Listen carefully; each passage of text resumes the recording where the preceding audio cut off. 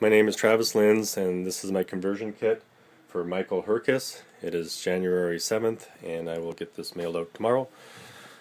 Use this as an installation reference guide. So going through the components, the first component we have is the flat plate heat exchanger, and we have two of these, and the coolant runs in here and basically through the heat exchanger and then out the other side. So the typical coolant going to your heater core, the heater hose would typically fit on here. And you can daisy chain it through both of them.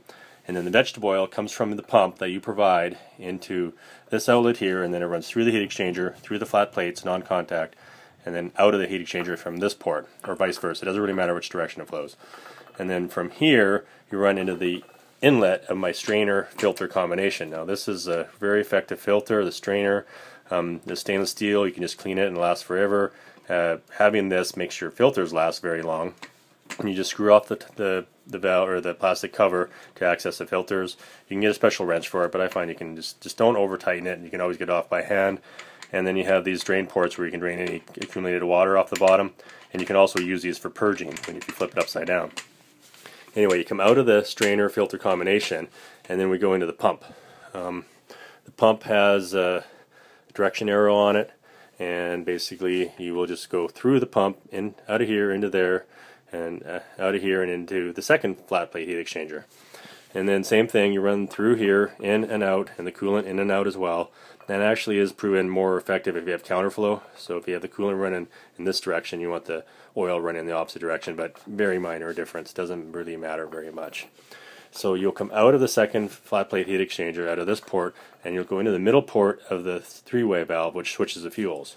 And that middle port you see is labeled veg. So that's where the vegetable oil goes into.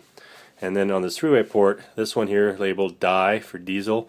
The diesel runs into here, your standard diesel supply. And this one for IP for injection pump is a line that goes directly to your injection pump. And then we will also take your fuel return and tee it into the same line that goes to the injection pump. So it'll come from here through the tee, and this will go to the pump, and then the fuel return line will go right into here. So it just loops it around. Works very effectively. And simple little switch unit in the conduit box. Basically veg oil here. So this switches on and off vegetable oil, and then I have an override for the pump. So you turn this one on, and the valve switches, light comes on. If you can hear it, it's a slight click. And then the second one is for the pump. So you hear the pump pumping over here. So typically you would just leave the pump on all the time, and then you just use this to turn on and off. So you're ready, your engine's up to temperature, you want to switch to vegetable oil, you just pull the switch. That thing switches, you're on vegetable oil, the pump turns on. And then you're done, you turn off, and then you drive around 3 miles to purge out the fuel. And then this switch more is if you want to override for when you purge the fuel. If you want to leave it on vegetable oil but you're purging, you can turn that off and then just turn it on until you purge out the air and then turn it off. So it just gives you that control. But typically you should just always leave that on, so that way it turns it both on. So I also provided in the kit, I got a spare filter, spare seal for the filter, fuse holder, fuses, 2 extra fittings,